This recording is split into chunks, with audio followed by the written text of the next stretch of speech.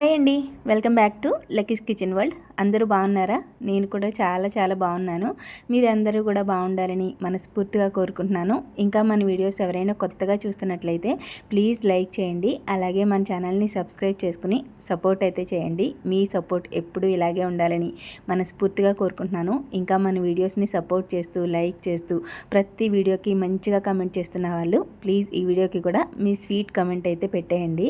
ఇంకా లైక్ ఇవ్వడం మర్చిపోకండి. మీ లైక్ చాలా చాలా ఇంపార్టెంట్ అనమాట. ప్రతి ఒక్క లైక్ ఒక సపోర్టర్ లెక్క అనుకుంటాను. ఇంకొకటి, మన వీడియోస్ నేను వీడియో పెట్టిన వెంటనే మీకు నోటిఫికేషన్ రావాలంటే పక్కనున్న బెల్ ఐకాన్ క్లిక్ చేస్తే మీకు నేను వీడియో పెట్టిన వెంటనే మీకు నోటిఫికేషన్ వస్తుంది. ఇంకా వీడియో చూడడానికి ఈజీ అవుతుంది అనమాట.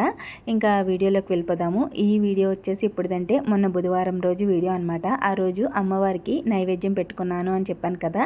మా ఊరి గ్రామదేవతకి అయితే పెట్టుకున్నానండి. ఇంకా ఆషాఢ మాసంలో నైవేద్యం పెట్టుకుంటాము. నూకాలమ్మ తల్లికి అయితే పెట్టేవారనమాట మా అత్తయ్య గారు. ఇంకా నేను ఆషాఢ మాసంలో నూకాలమ్మ తల్లికి అయితే పెట్టలేదు. ఇప్పుడైతే మా ఊరి గ్రామదేవతకి అయితే పెట్టుకుంటున్నాను. ఎందుకు అంటే ఈ అమ్మవారి జాతర అయితే మొన్న హాలిడేస్లో జరిగిందండి. అప్పుడైతే నేను ఇక్కడ లేను. నానమ్మ కార్యక్రమం రోజుల్లో ఉన్నామన్నమాట. ఇంక అప్పుడు రాకూడదు, నైవేద్యం అది పెట్టకూడదు అని చెప్పి రాలేదు. ఇంకా మా నానమ్మ చనిపోయి 3వ నెల వచ్చింది. ఇంక ఇప్పుడు పెట్టుకుందాము, అందులో ఆషాఢ మాసం కదా, ఇంకా అమ్మవారికి నైవేద్యం పెట్టుకుందాము. మా ఊరి గ్రామదేవత కదండి, ప్రతి సంవత్సరం పెట్టుకుని అమ్మవారికి పాన్ వేయించుకుంటాము. సాయంత్రం మా ఇంటికి వస్తారనమాట. ఇంటికి వచ్చి పాన్ 10 వేసి వెళ్తారు. ఇంకా అప్పుడు కుదరలేదు కదా, కనీసం నైవేద్యం పట్టుకుని అమ్మవారి గుడికి వెళ్దాం కదా అని చెప్పి నైవేద్యం అయితే పెట్టుకుంటున్నాను. ఫస్ట్ మా ఊరి గ్రామదేవతకి నైవేద్యం పెట్టుకుని తర్వాత ఆషాఢ మాసంలో నూకాలమ్మ తల్లికి నైవేద్యం పెట్టుకోవచ్చు కదా అని చెప్పి ఇంకా ఫస్ట్ అమ్మవారికి అయితే నైవేద్యం పెట్టుకుందామని ఇంకా ఉదయం లేచానమాట. ఇంకా ఆ రోజు ఇంకొక ప్రోగ్రాం కూడా ఉంది, బయటికి వెళ్ళే ప్రోగ్రాము. అందుకని కొంచెం హడావిడిగా ఉంది ఉదయం నుంచి. అమ్మవారికి నైవేద్యం పెట్టుకుని 9 గంటలకల్లా బయలుదేరాలి. అందుకనే కొంచెం హడావిడిగా ఉందన్నమాట. ఇంకా ఉదయం అయితే కొంచెం తొందరగానే లేచాను. ఇంట్లో పనులన్నీ చేసుకుని నేను కూడా ఫ్రెష్ అయిపోయి ఫస్ట్ అయితే తులసమ్మ దగ్గర ముగ్గు పెట్టేసుకుని తర్వాత దేవుడి దగ్గర అంతా సర్ది పెట్టేసుకున్నాను.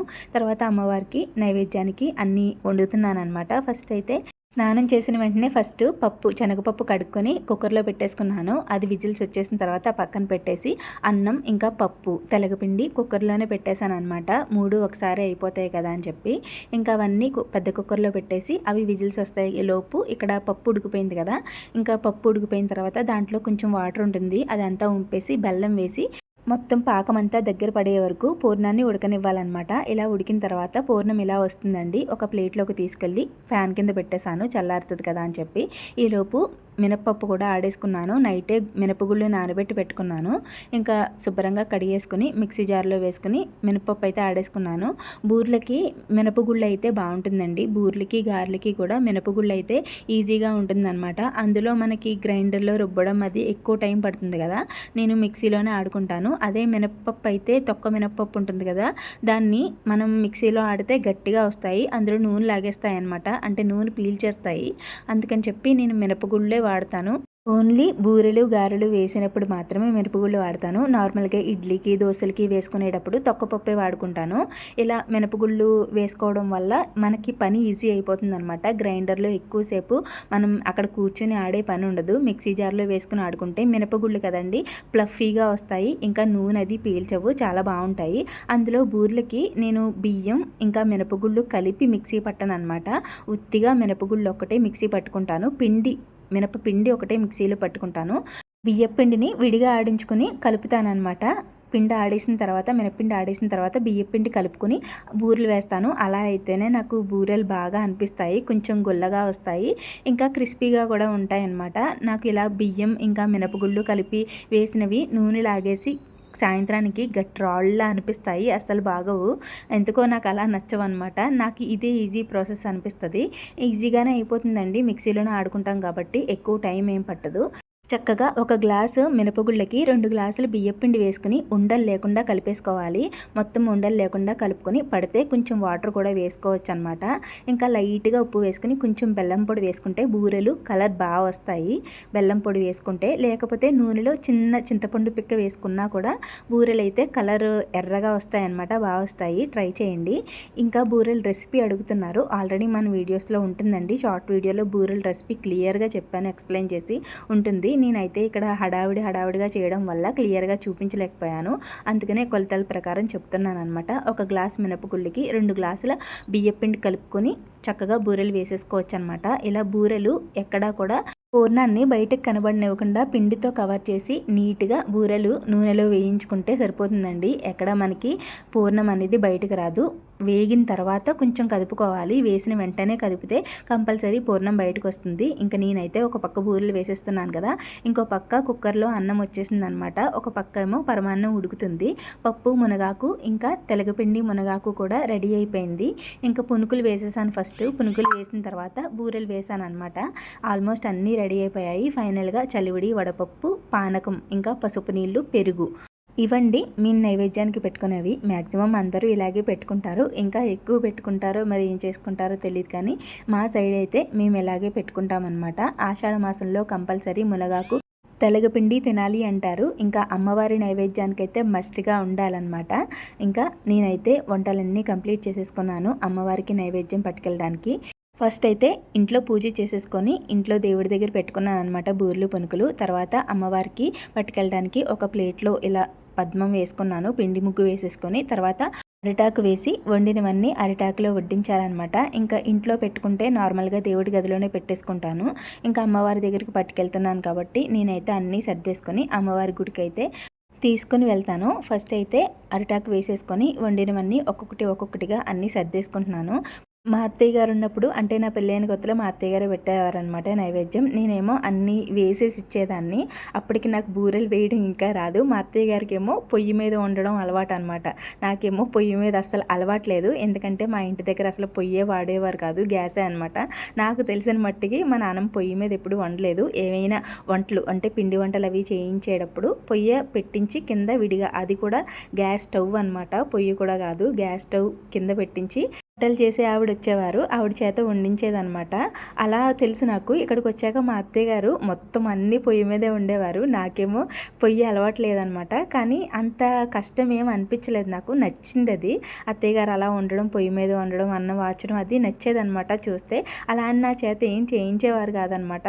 అంటే పొయ్యి దగ్గర కూర్చుని అన్నం వార్చు, కూరండు ఇలాంటివి ఏమీ చెప్పేవారు కాదు. గ్యాస్ మీద ఉండేవి ఏమైనా ఉంటే అవి చెప్పేవారు అనమాట. అంటే టిఫిన్ వేసేయడం అవన్నీ కూడా గ్యాస్ మీద అయ్యేది. ఉదయం టిఫిన్ వేయడం అంతవరకు నేను చేసేదాన్ని. భోజనం తర్వాత లంచ్ ప్రిపేర్ చేయడం అంతా అత్తయ్య గారు చూసుకునేవారు అనమాట.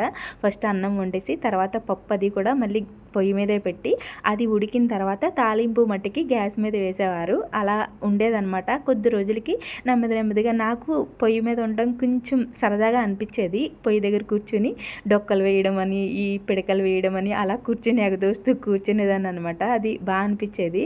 అలా నెమ్మదిగా అన్నం వార్చడం నేర్చుకున్నాను అనమాట. నాకు అసలు పెళ్ళికి అన్నం వార్చడం వచ్చేది కాదు, కూరలు వండడం అది సరిగ్గా వచ్చేది కాదు, కానీ చాలా బాగా చూసుకునేవారు. ఎలా వండినా కానీ బాగుంది అని తినేసేవారు అనమాట. ఇంకా ఫస్ట్ నైవేద్యానికి అయితే నేను ప్రిపేర్ చేసినప్పుడు బూరెలన్నీ కూడా మొత్తం లోపల పూర్ణం అంతా బయటకు వచ్చేసి నూనె అంతా పాడైపోయింది. అప్పుడు కూడా పాపం మా అత్తయ్య గారు ఏమనలేదు, బాగున్న మట్టికి బూరెలు తీసి అమ్మవారికి నైవేద్యం పెట్టేవారు అనమాట. అలా నెమ్మదిగా నాకు ఇప్పటికీ ఇలా వంటలు చేయగలుగుతున్నాను. కానీ అత్తయ్య గారిని చాలా మెచ్చుకోవచ్చండి. నిజంగా ఎంత పాడు చేసినా కానీ చిన్నపిల్ల కదా, దానికి ఏం తెలుసు అనేవారు. అలా నన్ను చాలా కేరింగ్గా చూసుకునేవారు అనమాట. దానికి ఏం తెలుసు, చిన్నపిల్ల అని అస్సలు ఎవరిని ఏం అన్నిచ్చేవారు కాదు, చాలా బాగా చూసుకునేవారు. ఇంకా ఇప్పుడైతే లేరు, కానీ ఆ జ్ఞాపకాలు అయితే అలాగే ఉండిపోయాయి. ఇంకా నేనైతే అమ్మవారికి అన్నీ సర్దేసుకుని గుడికి అయితే వచ్చేసానండి. బాలాంతరం మా ఊరి సోవాలమ్మ తల్లి అనమాట. చూడండి ఎంత చక్కగా కనిపిస్తున్నారో. ఇంకా అమ్మవారి దగ్గర నైవేద్యం పెట్టుకొని నేనైతే పూజ చేసేసుకొని ఇంటికైతే వెళ్ళిపోయాను. ఇంటికి వెళ్ళిన తర్వాత అన్నీ సర్దుకొని మేము ఎక్కడికి వెళ్ళాము అంటే చిన్నలోవ అనమాట. రామచంద్రపురం దగ్గర పసలపూడి దగ్గర ఉంటుందన్నమాట చిన్నలోవ. అది మ్యాక్సిమం రామచంద్రపురం సర్కిల్లో ఉండే వాళ్ళకి తెలుస్తుంది. ఇటు సోమేశ్వరం అటు సైడ్ సర్కిల్లో ఉండే వాళ్ళకి కూడా తెలుస్తుంది. చిన్నలోవ అనమాట. ప్రతి సంవత్సరం వెళ్తామండి అక్కడికి. ఆషాఢ మాసంలో వెళ్ళి అమ్మవారి దర్శనం చేసుకుని కోడిని కోసుకుని అక్కడే వంట చేసుకుని తినేసి సాయంత్రానికి ఇంటికి వస్తామన్నమాట. అది ప్రతి సంవత్సరం ఆనవాయి అయిపోయింది. ఇంకా ఆషాఢ మాసంలో మ్యాక్సిమం చాలామంది పెద్దలో వెళ్తారు. అన్నవరం దగ్గర ఉంటుంది కదండి, కత్తిపూడి అన్నవరం అటు సైడ్ ఉంటుంది అనమాట పెద్దలోవ. అక్కడికి వెళ్తారు. మేము కూడా వెళ్ళాం, కానీ ఇక్కడైతే మాకు దగ్గర కదా, ప్రతి సంవత్సరం అంతంత దూరం అంటే కొంచెం కుదరదు కదా. అందరూ ఎక్కువ మంది జనంతో వెళ్ళినప్పుడు అయితే వెళ్ళొచ్చు, కానీ ఇలా సింపుల్గా 2 ముగ్గురు ఫ్యామిలీస్ వెళ్ళాలంటే ఇక్కడికే వస్తామన్నమాట. అందుకని చెప్పి ప్రతి సంవత్సరం వెళ్దాము అని అనుకున్నాము. అలాగే ఇప్పటికీ 4 ఇయర్స్ అవుతుంది. 4 ఇయర్స్ నుంచి మేము ప్రతి సంవత్సరం వస్తున్నాం అనమాట. ఇంకా ఇక్కడికి వచ్చిన తర్వాత ఫస్ట్ తెచ్చిన సామాన్లన్నీ అక్కడ టెంట్ హౌస్లు ఉంటాయన్నమాట, అద్దెకిస్తారు. అక్కడ ఒక టెంట్ హౌస్ తీసుకొని తెచ్చిన సామాన్లన్నీ అక్కడ సర్దేసుకొని ఇంకా అమ్మవారి దర్శనానికి అయితే వచ్చేసాము. చుట్టూరు పొలాలు, చాలా చాలా బాగుంటుంది గుడి. ఇంకా జనం కూడా చాలా చాలా చాలా జనం ఉంటారండి. ఆషాఢ మాసంలో అస్సలు ఖాళీ ఉండదు. ఇంకా లాస్ట్ ఇయర్ అయితే మేము లాస్ట్ అమావాస్య రోజు వెళ్ళామన్నమాట. వెళ్ళడం కుదరలేదు. ఇంకా లాస్ట్ అమావాస్య రోజు వెళ్ళాము. ఆ రోజు అయితే ఇంకా అస్సలు ఖాళీ లేదనమాట. ఎక్కడికో పొలాల్లోకి వెళ్ళి వండుకున్నాము. అస్సలు ఇంకా అమ్మవారి దరిదాపుల్లో ఎక్కడా ఖాళీ లేదు. ఈసారి అందుకనే కొంచెం ముందుగా వచ్చాము. అందులో బుధవారం కదా, ఖాళీగానే అనిపించింది. పెద్దగా జనం ఉన్నారు కానీ పెద్దగా అనిపించలేదన్నమాట. మేము ఉదయం 9:30 పావు తక్కువ 10 ఆ టైం కల్లా వెళ్ళిపోయాం కదా గుడికి. అందుకని మేము వెళ్ళిన తర్వాత వచ్చారనమాట. కానీ ఆ రోజు ఎక్కువ మగవాళ్ళే వచ్చారు, ఫ్యామిలీస్ తక్కువ. అందుకే కొంచెం అదలా అనిపించింది. మాకు ఎప్పుడు కూడా కొంచెం సేఫ్టీగా ఉండేదన్నమాట ప్లేస్. ఏంటంటే గుడి లోపల ఒక రూమ్ ఉంటుంది, అక్కడే వండుకుని తినేవాళ్ళము. అక్కడ 2 ఫ్యామిలీస్ వండుకుని తినచ్చు అనమాట. మాకు ఆపోజిట్ ఫ్యామిలీ కూడా ఫ్యామిలీతో పిల్లలతో అది ఉండేవారు కాబట్టి అంతగా అనిపించేది కాదు. ఈసారి కొంచెం మగవాళ్ళు అది ఉండడం వల్ల అదోలా అనిపించింది. అలా అని బాగా ఏమీ లేదులేండి. కొంచెం అటు ఇటు ఎవరికి ఇబ్బంది లేకుండా ఇలా కట్టేశారనమాట, క్లాత్లు కట్టేశారు ఎవరికి ఇబ్బంది లేకుండా.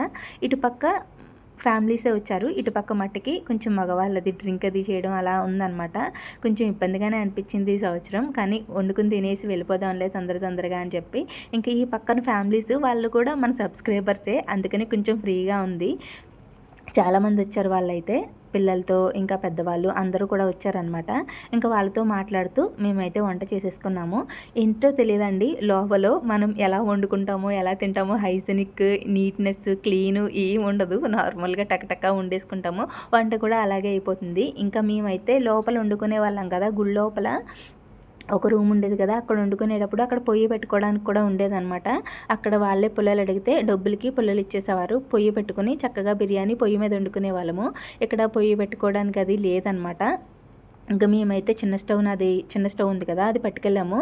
పొయ్యి పెట్టుకోవడానికి ఉంటే బిర్యానీ పొయ్యి మీద వండుకొని ఇంకా కర్రీ అది గ్యాస్ మీద వండుకోవచ్చు కదా అని చెప్పి పట్టుకెళ్ళామన్నమాట. ఇంకా ఎందుకులే, మేము ఉండేదే 5 అనమాట లక్కీ గారిని లెక్క వేయకపోతే 4 అనమాట. మా హస్బెండ్ వాళ్ళ మేనత్త, మేనమామ, నేను, మా హస్బెండ్ వచ్చాము. ఈసారి మిగతా వాళ్ళకి ఎవరికి కుదరలేదు, రానని చెప్పారు. అందుకని చెప్పి మేము 4 వచ్చామన్నమాట. ఎందుకు ప్రతి సంవత్సరం వస్తున్నాం కదా, మానేయడం ఎందుకులే అని చెప్పి మళ్ళీ సంవత్సరానికి కానీ కుదరదు రావడానికి అని చెప్పి వచ్చేసామన్నమాట. ఇంకా మా హస్బెండ్ వాళ్ళ మేనత్త వాళ్ళు అవ్వడానికి మా హస్బెండ్కి మేనత్త మేనమామ కానీ నాకు సొంత అమ్మ నాన్నల లెక్క అనమాట. ఆయనకి కన్నా నాకే ఎక్కువ ఫేవర్గా ఉంటారు. చాలామంది బయటికి వెళ్ళినా కానీ మీ అమ్మ నాన్న అమ్మ మీ అమ్మాయా అని అడుగుతారు. వాళ్ళు కూడా మా మేనల్లుడు భార్య, మా అక్క వాళ్ళ కోడలు అని ఏం చెప్పరు, మా కూతురు అని చెప్తారనమాట. తెలియని వాళ్ళు ఎవరైనా ఉంటే, తెలిసిన వాళ్ళకి మట్టికి ఇలా మా అక్క కోడలు అని చెప్తారు. ఇంకా ఎవరో తెలియని వాళ్ళు ఎవరైనా అడిగితే మా కూతురు మా బిడ్డ అని చెప్తారనమాట. నాకు ఆ ఫీలింగ్ చాలా చాలా ఇష్టం అండి. ఏంటో తెలీదు, మా పిల్ల అనగానే అమ్మ నాన్న ఫీలింగ్ వచ్చేస్తుంది. నేను కూడా వాళ్ళని అలాగే చూసుకుంటాను, అమ్మ నాన్నలాగే చూసుకుంటాను. నన్నైతే వాళ్ళు చాలా చాలా ప్రేమగా చూసుకుంటారు. చిన్నాన్నగారు వాళ్ళకి 2 అబ్బాయిలు అనమాట. వాళ్ళకన్నా ఎక్కువగా నన్నే చూసుకుంటారనమాట. సొంత కూతురులాగా అన్ని ప్రతీదీ చెప్తారు నాతో. నాకు చాలా హ్యాపీ అనిపిస్తుంది. డబ్బు ఆస్తి కాదండి, ప్రేమానురాగాలు ఉండాలి. నేను అదే నమ్ముతాను, అదే ఇష్టపడతాను కూడా. నాకు ఏమి ఇవ్వకపోయినా పర్లేదు, ప్రేమను పంచితే చాలు, అదొక్కటే కోరుకుంటాను. ఇంకా వాళ్ళు అదైతే నాకు ఫుల్గా ఇస్తారు. అందుకనే నేను వాళ్ళతో, నా పెళ్ళయి ఇప్పటికీ 12 సంవత్సరాలు అవుతుంది, ఇప్పటి వరకు కూడా వాళ్ళతో నాకు ఏ డిస్టర్బెన్సెస్ లేవు. ఇక ముందు రావు కూడా. దేవుడి దయ వల్ల రాకుండా ఉండి ఎప్పుడు ఇలాగే హ్యాపీగా ఉండాలి. ఇంకా మాకైతే అమ్మవారి దర్శనం చాలా చాలా బాగా జరిగిందండి ఈ సంవత్సరం. లాస్ట్ ఇయర్ అయితే చాలా జనం అని చెప్పాను కదా, అయ్యోవే దర్శనం అయితే చాలా టైం పట్టేసింది మాకు.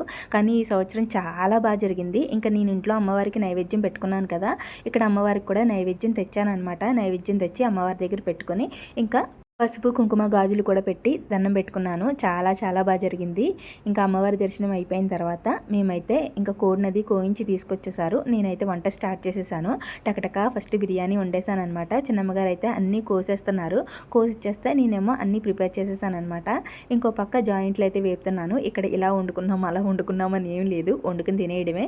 కానీ ఏంటో తెలీదండి, మనం ఇంట్లో అన్ని రకాలు వేసి వండినా ఆ టేస్ట్ రాదు. ఇక్కడ వండుకుంటే వంట కూడా ఎంత స్పీడ్గా అయిపోయిందో, ఒక గంటన్నరలో వంట అయిపోయింది. అలాగే టేస్ట్ కూడా అద్దరిపోతుంది, ఏంటో మరి తెలీదు, భలే వచ్చింది. బిర్యానీ అయితే పొయ్యి మీద వండలేదు కానీ స్మోకీ ఫ్లేవర్తో చాలా చాలా బాగా వచ్చింది. ఇంకా అక్కడ క్లారిటీగా వంట చేసేటప్పుడు వీడియో తీద్దామంటే చుట్టుపక్కన అటుపక్క మగవాళ్ళది ఉన్నారు కదా, అంటే కొంచెం జనం ఉన్నారు కదా, వాళ్ళందరూ విచిత్రంగా చూస్తున్నారనమాట. అందుకని ఏదో సింపుల్గా అక్కడక్కడ వీడియో తీశారు మా హస్బెండ్. ఇంకా క్లారిటీగా వీడియో తీయలేదనమాట, నార్మల్గా చేసుకొని తినేసాం అంతే. టేస్ట్ అయితే చాలా బాగున్నాయి. ఫస్ట్ అయితే ఫ్రై చేశాను అనమాట, వంట చేస్తూ ఫ్రై అంతా తినేసాము. తర్వాత చికెన్ కర్రీ వండి ఇంకా చికెన్ బిర్యానీ చేసామన్నమాట. కానీ ఫ్రై తినేసాము వలన బిర్యానీ అస్సలు తినలేకపోయాము. కడుపు నిండిపోయినట్టు అనిపించింది. ఉదయం ఏమి తినకుండా వెళ్ళాం కదా, దర్శనానికి వెళ్తున్నాం కదా అని చెప్పి టిఫిన్ కూడా తినలేదు. ఇంకా టిఫిన్ తినలేకపోవడం వల్ల ఇంకా ఫ్రై చేసిన వెంటనే ఇంకా టకటక ఫ్రై అంతా తినేసాము. తినేసిన తర్వాత ఇంకా వంట అయ్యేటప్పటికి బిర్యానీ అస్సలు ఎక్కలేదు. ఇంకా కొంచెం పెట్టుకుని తినేసి ఇంటికైతే బయలుదేరిపోయాము. అస్సలు నచ్చలేదు నాకు అక్కడ ఉండడానికి. చిన్నమ్మగారండి వెళ్ళిపోవచ్చు, మీ ఇంటి దగ్గర కాసేపు ఉండి వెళ్ళొచ్చు అని చెప్పేసి ఇంక ఇంటికైతే బయలుదేరిపోయామన్నమాట. 3 గంటల వరకు ఉన్నామా, 3 గంటల వరకు ఉన్నామంతే. మాకు వంట అయ్యేటప్పటికే 2 అయిపోయిందనమాట. ఇంకా భోజనం తినేసి 3 గంటల వరకు ఉండి ఇంకా సామాన్లు అవి ఉంటాయి కదా, అవి లైట్గా అక్కడే శుభ్రం చేసేసుకుని ఇంటికైతే వచ్చేసాము. మేము చిన్నమ్మగారి ఇంటికి కూడా వెళ్ళాను. ఇంకా అక్కడ వీడియో అయితే ఏం తీయలేదు. కొంతసేపు అలా రిలాక్స్ అయ్యి మాట్లాడుకుని ఇంటికైతే వచ్చేటప్పటికి 5 అయిందనమాట. ఇంకా వచ్చిన వెంటనే బయట వాకిళ్ళన్నీ శుభ్రం చేసేసుకున్నాను. ఎందుకంటే మర్నాడు మళ్ళీ సోమవారం కదండి, పూజ అది చేసుకోవాలి కదా అని చెప్పి ఇంకా ఉదయం అందులో లెక్కోడిని స్కూల్కి అది పంపాలి కదా, బయట వాకిళ్ళన్నీ తుడిచేసుకొని తర్వాత ఇంట్లో కూడా శుభ్రం చేసేసుకున్నాను. తర్వాత లక్కోడికి స్నానం చేయించేసి కొంచెం తినిపించేసి వెంటనే పడుకుందనమాట. 6:30 కల్లా లక్కోడైతే పడుకునిపోయింది. పాపం లక్కోడైతే ఏమి ఎంజాయ్ చేయలేకపోయింది, ఎందుకంటే ఒక్కతే ఉంది కదా. ఇంకా వాళ్ళ అన్నయ్య కానీ ఇంకా మా తోటికోళ్ళ పిల్లలు కానీ వాళ్ళు ఉంటే కొంచెం ఏమైనా సరదాగా ఆడుకోవడానికి ఉందినేమో, ఒక్కతే ఉంది కదా, పెద్ద ఎంజాయ్ చేయలేదు. ఇంక మేము కూడా వచ్చేసాం ఇంటికి తొందరగా. వాళ్ళ అమ్మమ్మ ఇంటి దగ్గర అయితే బాగా ఆడుకుందనమాట. ఆడుకునే సామాన్లు అవి ఇస్తే ఆడుకుంది. ఇంకా లక్కోడైతే పడుకున్న తర్వాత మేము కూడా ఉదయం అక్కడ వండినవి చాలా ఉండిపోయాయి. ఇంకా చిన్నమ్మగారికి కొంచెం ఇచ్చి మేము కొంచెం ఇచ్చి అక్కడ ఉన్న వాళ్ళకి కొంచెం పెట్టేసి వచ్చేసామన్నమాట. ఇంకా అవే ఉన్నాయి కదా అని చెప్పి ఫస్ట్ అయితే తినేసాను. తినేసిన తర్వాత ఇంకా ఉదయం నుంచి సామాన్లు చాలా అయిపోయాయి కదా, ఉదయం నైవేద్యం పెట్టుకుని వెళ్ళాను కదా, అవన్నీ ఉండిపోయాయి అనమాట. ఇంకా అక్కడి నుంచి తెచ్చిన సామాన్లు అవన్నీ చాలా సామాన్లు అయిపోయాయి. ఇంకా సామాన్లన్నీ తోమేసుకొని ఇంకా గ్యాస్ అది శుభ్రం చేసేసుకొని ఇల్లు కూడా తడి బట్టలు పెట్టేసుకున్న తర్వాత నేను ఫ్రెష్ అయ్యి పడుకునేటప్పటికి 10:30 అయిందనమాట. అలా జరిగింది ఆ రోజు. ఊర్లో గ్రామదేవతకి నైవేద్యం పెట్టుకోవడం, అలాగే లోవతల్లి దర్శనం చేసుకోవడం, చిన్నమ్మగారు మేము చాలా కబుర్లు చెప్పుకుంటూ రోజంతా చాలా బాగా గడిచిపోయింది. ఇంకా ఇంతే ఈ వీడియో. మళ్ళీ వీడియోలో కలుద్దాం. Thanks for watching. బాయ్.